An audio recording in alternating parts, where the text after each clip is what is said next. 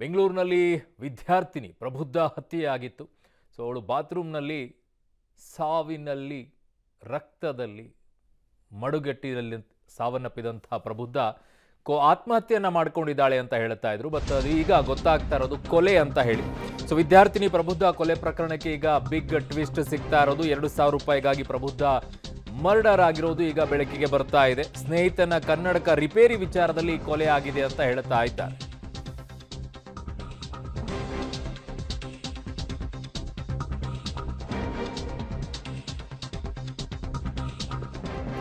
Police ವಿಚಾರಣೆ ವೇಳೆ ಈಗ ಸತ್ಯ ಬಹಿರಂಗವಾಗ್ತಾ ಇದೆ. ಪ್ರಬುದ್ಧ ಕೊಂದಿದ್ದು ಅಪ್ರಾಪ್ತ ಬಾಲಕ ಅನ್ನುವಂಥದ್ದು ಬೆಳಕಿಗೆ ಬರ್ತಾ ಇದೆ. 2,000 ರೂಪಾಯಿಗಾಗಿ ಪ್ರಬುದ್ಧ ಮರ್ಡರ್ ಆಗಿರೋದು, ಸ್ನೇಹಿತನ ಕನ್ನಡಕ ರಿಪೇರಿ ವಿಚಾರದಲ್ಲಿ ಕೊಲೆ ಆಗಿದೆ ಅನ್ನೋದು ಈಗ ಬೆಳಕಿಗೆ ಬರ್ತಾ ಇದೆ. ಅವತ್ತೇ ಅವಳ ತಾಯಿ ಹೇಳ್ತಾ ಇದ್ದಿದ್ದು ಇದು ಆತ್ಮಹತ್ಯೆಯಲ್ಲ ಕೊಲೆ ಅಂತ ಹೇಳ್ತಾ ಇದ್ದಿದ್ದು. ಬಟ್ ಅದನ್ನ ಆತ್ಮಹತ್ಯೆ ಅನ್ನುವಂಥದ್ದನ್ನ ಪೊಲೀಸರು ಕೂಡ ಹೇಳ್ತಾ ಇದ್ರು. ಬಟ್ ಅಸಹಜ ಸಾವು ಅನ್ನುವಂಥದ್ದನ್ನು ಬಹುತೇಕರು ಹೇಳ್ತಾ ಇದ್ದಿದ್ದು. ಫೈನಲಿ ಅಲ್ಲಿದ್ದಂಥ CC ಕ್ಯಾಮ್ರಾ ಫುಟೇಜ್ಗಳ ಮೂಲಕವಾಗಿ ಒಂದಿಷ್ಟು ಮಾಹಿತಿಗಳು ಲಭ್ಯ ಆಯಿತು. ಸ್ನೇಹಿತನ ಕನ್ನಡಕ ಡ್ಯಾಮೇಜ್ ಅನ್ನ ಅಪ್ರಾಪ್ತ ಮಾಡಿರ್ತಾನೆ.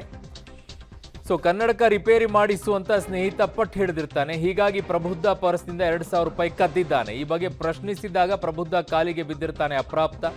ಈ ವೇಳೆ ಆಯತಪ್ಪಿ ಬಿದ್ದು ಪ್ರಬುದ್ಧ ತಲೆಗೆ ತೀವ್ರ ಪೆಟ್ಟಾಗತ್ತೆ. ಆತ್ಮಹತ್ಯೆ ಅಂತ ಬಿಂಬಿಸಲು ಯುವತಿಯ ಕೈ ಕೂರಿದಿರ್ತಾನೆ ಅಪ್ರಾಪ್ತ. ತೀವ್ರ ರಕ್ತಸ್ರಾವ ಆಗಿ ವಿದ್ಯಾರ್ಥಿನಿ ಪ್ರಬುದ್ಧ ಸಾವನ್ನಪ್ಪಿದ್ದಾರೆ. ಸ್ನೇಹಿತನ ಕನ್ನಡಕ ಡ್ಯಾಮೇಜ್ ಮಾಡಿದ್ದ ಈ ಅಪ್ರಾಪ್ತ, ಅವನ ಸ್ನೇಹಿತನ ಕನ್ನಡಕ ಹಾಳಾಗೋಗಿತ್ತು. ಹಾಗಾಗಿ ಸ್ನೇಹಿತ ಅದನ್ನು ರಿಪೇರಿ ಮಾಡಿಸಿಕೊಡಿಸು ಅಂತ ಹೇಳಿರ್ತಾನೆ. ಅದಕ್ಕೆ ಪ್ರಬುದ್ಧ ಪರ್ಸ್ನಿಂದ 2,000 ರೂಪಾಯಿ ಕದ್ದಿರ್ತಾನೆ. ಯಾಕೆ ಕದ್ದೆ ಅಂತ ಕೇಳಿರ್ತಾರೆ. ಸೊ ಅದಕ್ಕೆ ಕಾಲಿಗೆ ಬಿದ್ದು ಕ್ಷಮೆಯನ್ನ ಕೇಳಕ್ಕೆ ಹೋಗ್ತಾನೆ. ಆವಾಗ ಕೆಳಗೆ ಆಯತಪ್ಪಿ ಬೀಳ್ತಾಳೆ ಪ್ರಬುದ್ಧ. ತಲೆಗೆ ತೀವ್ರ ಪೆಟ್ಟಾಗುತ್ತೆ. ಆಗ ಅದು ಆತ್ಮಹತ್ಯೆ ಅಂತ ಬಿಂಬಿಸೋಕೆ ಯುವತಿಯ ಕೈಯನ್ನ ಈ ಅಪ್ರಾಪ್ತ ಕೊಯ್ದು ಓಡಿ ಹೋಗಿರ್ತಾನೆ. ಅದಾದ ನಂತರ CC ಕ್ಯಾಮ್ರಾಗಳಲ್ಲಿ ಅವನು ಓಡಾಡುವಂಥದ್ದು ಕಾಣಿಸಿಕೊಳ್ಳುತ್ತೆ. ಅದಾದ ನಂತರ ಬೆನ್ನಹತ್ತಿದಾಗ ಪೊಲೀಸರಿಗೆ ಈ ಮಾಹಿತಿ ತಿಳಿಯುತ್ತೆ. ಆರಂಭದಲ್ಲಿ ಇದು ಆತ್ಮಹತ್ಯೆ ಅಂತಾನೆ ಕೇಳಿ ಬಂದಿತ್ತು. ಸುಬ್ರಹ್ಮಣ್ಯಪುರದಲ್ಲಿ ಕಳೆದ ವಾರ ಏನು ಒಂದು ಪ್ರಕರಣ ದಾಖಲಾಗಿದೆ. 20 ವರ್ಷದ ಮಹಿಳೆಯ ಸಾವಿಗೆ ಸಂಬಂಧಪಟ್ಟ ಹಾಗೆ ತನಿಖೆಯನ್ನು ಸುಬ್ರಹ್ಮಣ್ಯಪುರದ ಪೊಲೀಸ್ ಠಾಣೆಯ ತಂಡವು ಭೇದಿಸಿದ್ದು, ಈವರೆಗೂ ತನಿಖೆಯಲ್ಲಿ ಕಂಡು ಬಂದಿರೋದು ಏನಂದರೆ, ಕೆಲ ಘಟನೆ ನಡೆಯುವ 1-2-3 ದಿನದ ಮುಂಚೆ ಆರೋಪಿಯು ಮೃತಳ ತಮ್ಮನ ಗೆಳೆಯನಾಗಿದ್ದು, ಅವರು ಸುಮಾರು ಬರೋದು ಹೋಗೋದು ಇರ್ತದೆ. ಆ ಟೈಮ್ನಲ್ಲಿ ಒಂದು ಸತಿ ಆ ಮನೆಗೆ ಹೋಗಿದ್ದಾಗ ಆ ಹುಡುಗಿ ಪರ್ಸಿಂದ ಇಷ್ಟು ದುಡ್ಡು ಕದ್ದಿರ್ತಾನೆ.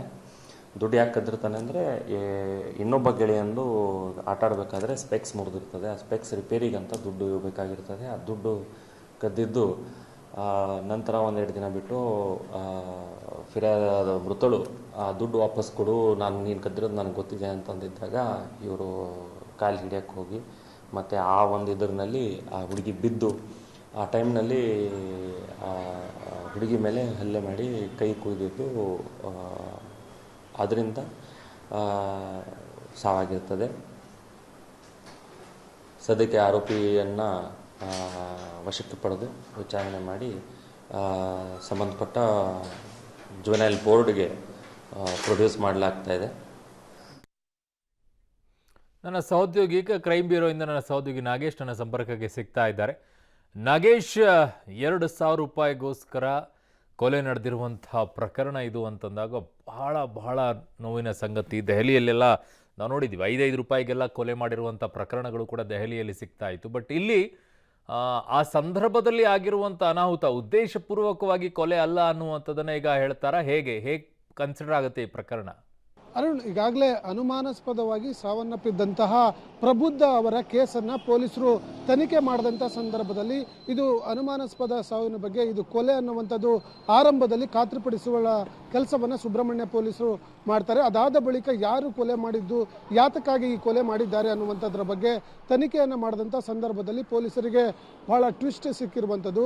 ಅಪ್ರಾಪ್ತ ಬಾಲಕನೊಬ್ಬ ಈ ಒಂದು ಕೊಲೆ ಮಾಡಿದ್ದಾನೆ ಅನ್ನುವಂಥ ವಿಚಾರ ಬೆಳಕಿಗೆ ಬರುತ್ತೆ. ಯಾವ ಕಾರಣಕ್ಕಾಗಿ ಈತ ಕೊಲೆ ಮಾಡಿದ್ದಾನೆ ಅನ್ನುವಂಥದ್ದನ್ನು ಹುಡುಕುವ ಕೆಲಸವನ್ನು ಸುಬ್ರಹ್ಮಣ್ಯಪುರ ಪೊಲೀಸರು ಮಾಡಿದಂಥ ಸಂದರ್ಭದಲ್ಲಿ ಈ ಆರೋಪಿ ಸ್ಥಾನದಲ್ಲಿರುವಂಥ ಅಪ್ರಾಪ್ತ ಬಾಲಕ ಏನಿದ್ದಾನೆ ಈತ ತನ್ನ ಸ್ನೇಹಿತನ ಕನ್ನಡಕವನ್ನು ಹೊಡೆದಿರ್ತಾನೆ. ಆ ಕನ್ನಡಕ ರಿಪೇರಿ ಮಾಡಿಕೊಡ್ಲಿಕ್ಕೆ ಆತನ ಸ್ನೇಹಿತ ಡಿಮ್ಯಾಂಡನ್ನು ಇಟ್ಟಿರ್ತಾನೆ. ಆದರೆ ಆತನ ಬಳಿ ಹಣ ಇರೋದಿಲ್ಲ ಅನ್ನುವಂಥ ಕಾರಣಕ್ಕಾಗಿ ಈ ಕೊಲೆ ಆಗಿರುವಂಥ ಪ್ರಬುದ್ಧ ಅವರ ಸಹೋದರ ಏನಿದ್ದಾರೆ ಆ ಸಹೋದರನ ಸ್ನೇಹಿತ ಈ ಕೊಲೆ ಮಾಡಿರುವಂಥ ಅಪ್ರಾಪ್ತ ಆಗಿರ್ತಾನೆ. ಆ ಒಂದು ಸಂಬಂಧದಿಂದ ಈತ ಅಲ್ಲಿ ಪ್ರಬುದ್ಧ ಅವರ ಮನೆಗೆ ಆಗಾಗ ಬಂದು ಹೋಗ್ತಿರ್ತಾನೆ.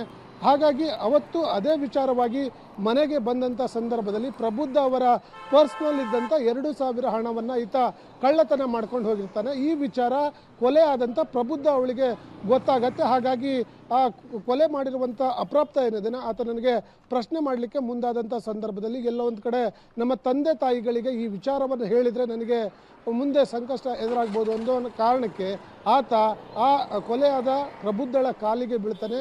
ಆಯ ತಪ್ಪಿ ಪ್ರಬುದ್ಧ ಕೆಳಗಡೆ ಬಿದ್ದಂಥ ಸಂದರ್ಭದಲ್ಲಿ ಆಕೆಗೆ ತಲೆಯ ಭಾಗಕ್ಕೆ ಗಂಭೀರವಾಗಿ ಗಾಯ ಆಗಿ ಪ್ರಜ್ಞೆ ತಪ್ಪಿ ಹೋಗ್ತಾಳೆ. ಆಗ ಏಕಾಏಕಿ ಆ ಅಪ್ರಾಪ್ತ ಬಾಲಕ ಆಕೆಯ ಕೈಯನ್ನು ಕಟ್ ಮಾಡಿರ್ತಾನೆ. ಹಾಗಾಗಿ ಇದೆಲ್ಲೋ ಒಂದು ಕಡೆ ಸೂಸೈಡ್ ಮಾಡ್ಕೊಂಡಿದ್ದಾಳೆ ಆ ಹುಡುಗಿ ಅನ್ನುವಂಥದ್ದು ಆರಂಭದಲ್ಲಿ ಗೊತ್ತಾಗುತ್ತೆ. ಅದಾದ ಬಳಿಕ ಪೊಲೀಸರು ತನಿಖೆ ಮಾಡಿದಂಥ ಸಂದರ್ಭದಲ್ಲಿ ಈ ವಿಚಾರವಾಗಿಯೇ ಕೊಲೆ ಆಗಿದೆ ಅನ್ನುವಂಥ ಕಾರಣಕ್ಕಾಗಿ 14 ವರ್ಷದ 14 ತಿಂಗಳ ಬಾಲಕನನ್ನು ಈಗ ಸದ್ಯ ಪೊಲೀಸರು ವಶಕ್ಕೆ ಪಡೆದು ತನಿಖೆಯನ್ನು ಮಾಡ್ತಿರುವಂಥದ್ದು. ಅರುಣ್. ಓಕೆ ನಾಗೇಶ್, ನಿಮ್ಮೆಲ್ಲ ಮಾಹಿತಿಗೆ ಧನ್ಯವಾದಗಳು. ಸೊ ಈ ರೀತಿಯಾಗಿ 14 ವರ್ಷದ ಬಾಲಕ ಕೊಲೆಯನ್ನು ಮಾಡಿರುವಂಥ ಪ್ರಕರಣ ಇದು. ಸೊ ಬಿದ್ದಂಥ ಸಂದರ್ಭದಲ್ಲಿ ಹಾಗೆ ಹೋಗಿದ್ದಿದ್ರೇನೋ ಬದುಕ್ತಾ ಇದ್ಲು, ಅವಳು ಆತ್ಮಹತ್ಯೆ ಮಾಡ್ಕೊಂಡಿದ್ದಾಳೆ ಅನ್ನೋ ರೀತಿಯಲ್ಲಿ ಬಿಂಬಿಸೋಕೆ ಹೋಗಿ ಅವಳನ್ನು ಸಾಯಿಸೇ ಬಿಡುವಂಥ ಪರಿಸ್ಥಿತಿಗೆ ಹೋಗ್ಬಿಟ್ರು. ಇತ್ತೀಚೆಗೆ ಈ ಬಾಲ ಅಪರಾಧಿಗಳು ತುಂಬ ಹೆಚ್ಚಾಗ್ತಾ ಇದ್ದಾರೆ. ಮನೆಯಲ್ಲಿ ಏನಾಗ್ತಾ ಇದೆ, ತಂದೆ ತಾಯಿಗಳು ದುಡಿತಾ ಇರೋದ್ರಿಂದ ಮಕ್ಕಳ ಬಗ್ಗೆ ಗಮನ ಹರಿಸ್ತಾ ಇಲ್ವಾ, ಹೇಳ್ತಾ ಇಲ್ವಾ, ಏನು ಕೇಳ್ತಾ ಇಲ್ವಾ, ಅವ್ರ ಪಾಡಿಗೆ ಅವ್ರನ್ನ ಬಿಟ್ಟುಬಿಡ್ತಾ ಇದ್ದಾರಾ? ಬಹಳ ಇನ್ಸಿಡೆಂಟ್ಸ್ಗಳು ನಡೀತಾ ಇದೆ. 14, 16 ಈ ವಯಸ್ಸಿನಲ್ಲಿರುವಂಥವ್ರು, ಎಸ್ಪೆಷಲಿ ಈ 16, 17 ವಯಸ್ಸಿನಲ್ಲಿದ್ದವಂತೂ ಯಾರೂ ಮನೇಲಿ ಏನೂ ಕೇಳ್ತಾನೆ ಇಲ್ಲ ಅನಿಸುತ್ತೆ, ಅವ್ರ ಪಾಡಿಗೆ ಅವ್ರನ್ನ ಬಿಟ್ಟುಬಿಟ್ಟಿದ್ದಾರೆ ಅನಿಸುತ್ತೆ. ಸೊ ಹಾಗಾಗಿ ಗಮನಿಸಿ ನಿಮ್ಮ ಮಕ್ಕಳನ್ನು.